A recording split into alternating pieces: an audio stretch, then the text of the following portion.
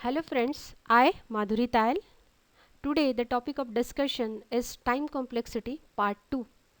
In the previous video we have seen the time complexity, that was part 1, and it was taken care of, or we had taken care of the for loop there. We have identified number of problems and their respective time complexities for those problems. In this video we will be covering the time complexity, and that too for the while loop. Even we have tried to cover some conditional statement inside it. Hope you will like it. If you like all this video, please subscribe it and you can use for your understanding. So proceeding further. So the time complexity that we're going to find for while and some other conditional statements also. Now let us take one example that we want to identify the difference between the while loop and we want to find in comparison with that the do while loop. Now let us analyze the code that we have written in Java language. I have defined here one test, one class having name test, then main method, and defined the integer variable as 5, and we are going from I, we are just checking the condition while I less than 10, just incrementing the value and print test. So you can just verify from this while loop that condition is checked first and then statements is executed. Means first this while statement will be checked out and then only you can go for the next statements. Now in comparison with this, verify the next class that I have written, or next loop, that is the do while loop. So in this case the same, I have defined a class, defined main, defined the integer variable, and I have written do statement. Do I plus plus then system.out.println test, and after that the condition is checked, that is while I less than 10. So from this code there is an observation that at least your do while statement executed at least once, thereafter the condition is checked. So we can analyze both the cases, that is for while do, that is while, and the do while. The difference we found that at least your while statement executed 0, means the minimum time it will be executed 0 time, because it checks the condition, then only it can enter. If the condition is not satisfied, it will be executed 0 times also, and the maximum it can run for n times. The second statement or the second loop that we have checked, that is that was the do while. You can verify that at least your this do loop will be executed once. So I can say the minimum time is 1 time, means at least once it will be run, and for the maximum this loop will be executed n times. So this way we can do the analysis, that the worst case analysis of this kind of loop, it is O of n for both the cases. Okay, so now let us analyze some problems on the while statements. We will solve one by one problem for the while and the statement. So now let us take the first problem. I have defined I equals to 0 and while I less than n, statements will be executed and then I plus plus and the statement is closed.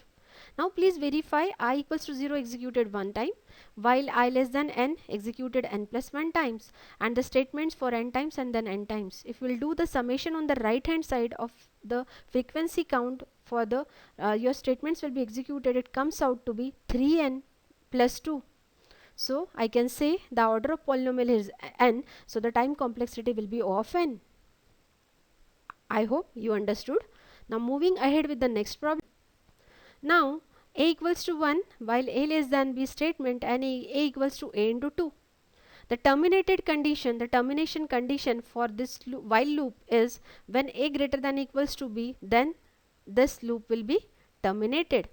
Now please analyze when the value of a equals to 1, that I have shown on the right hand side of your PPT, that a equals to 1, then for the next thing, that a equal to a into 2, it will be become a 1 into 2 equals to 2. Again for the next time it will be 2 into 2, 2 square, then again 2 square into 2 and 2 to the power 3, and similarly it goes up to the power k.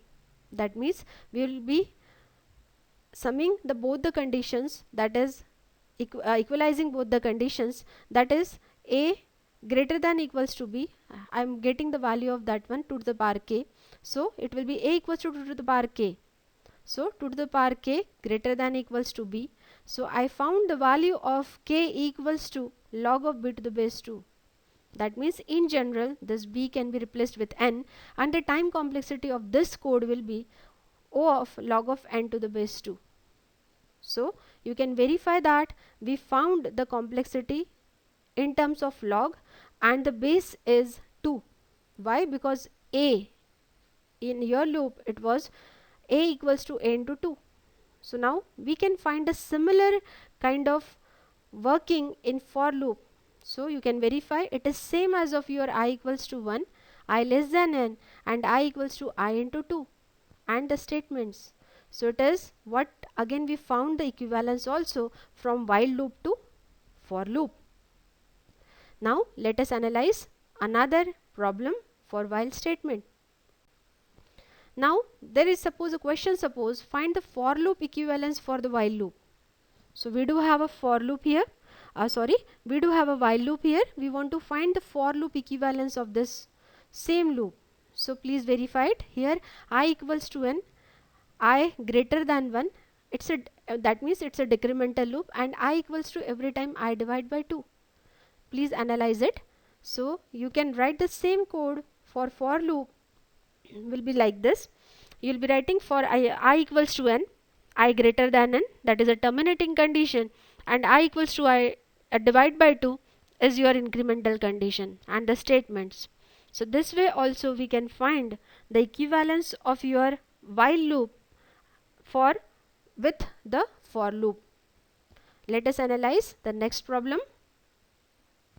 Now take the next problem. I equals to 1, k equals to 1, while k less than n, k equals to k plus I and I plus plus.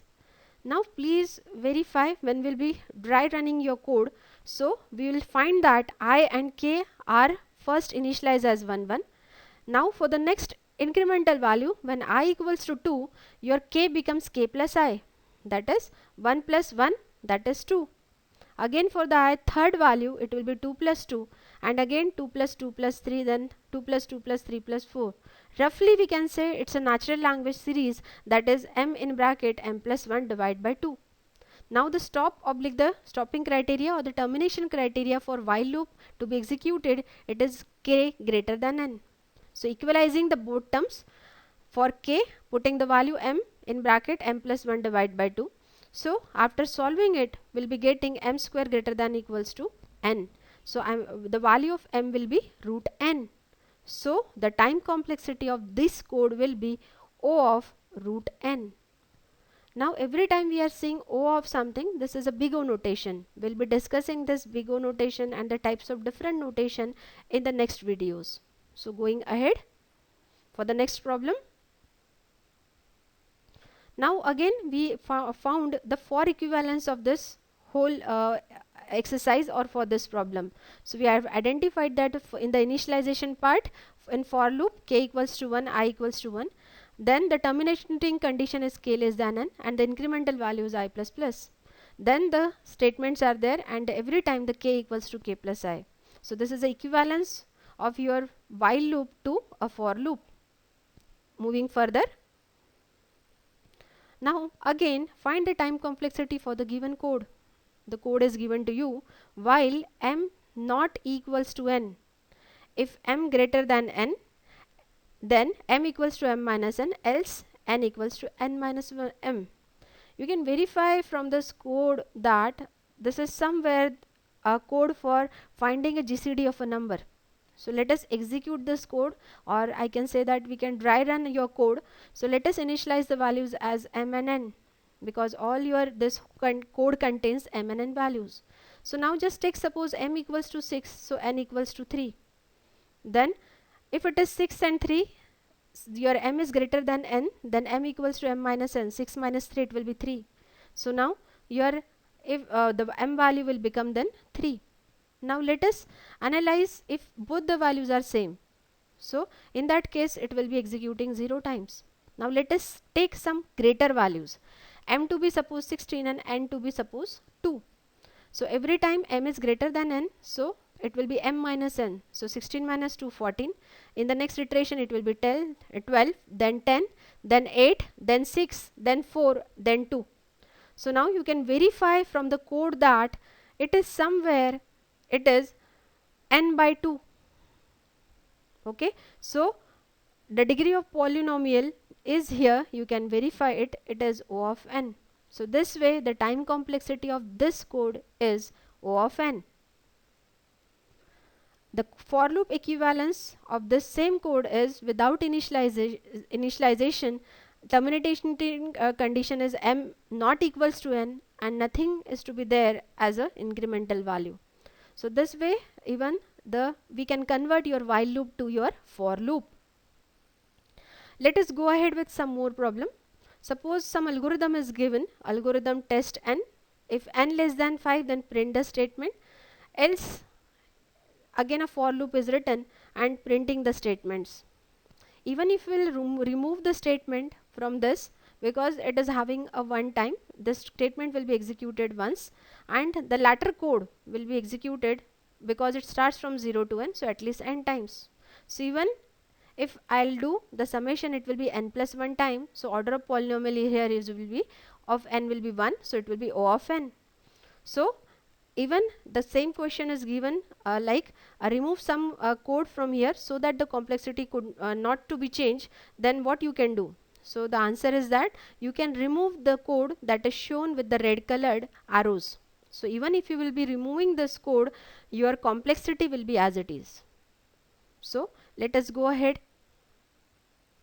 Now exercise for you to do, find the time complexity for the given code. So loops are given, please verify this. So for loop is there from 0 to n, then your j loop is there from n to I, and then it goes. So now you can verify the time complexity is here O of n square, because one nth loop is there inside another nth loop, that is for loop. So two for loops, so it is O of n square. Let us analyze question 2. Find the time complexity for the given code. A equals to 0, B equals to 0, I equals to 0 from up to the nth value, A equals to A plus random function we have called, and again a for loop is there up to m loop, that is the value terminating condition is m. Again B equals to B plus calling the random function. So now independently for loop is there that goes up to nth value, and another for loop is there that goes up to m value. So you can verify the answer is O of n plus m. So this is a time complexity for this code. Now try to analyze one more problem. Find the time complexity for the given code. So I equals to n, I greater than 0, I minus minus, j equals to 1, j less than n, and j equals to j into 2. Please analyze this one, that inside for loop is there and then again outside for loop is there. So at least the outer one will be executed n times, and the inner one, the loop goes for j equals to j into 2. So definitely in your mind the answer should be that inner loop will be executed log n times. So outer is n, inner is log n, so it will be a multiplication, it will be n log n. So the answer for this question is O of n log n. So thank you for watching this video.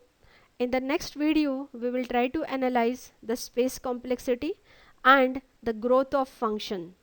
Later we will be verifying that how the different bounds of the complexities works, that is a lower bound, upper bound and average bound. Thank you.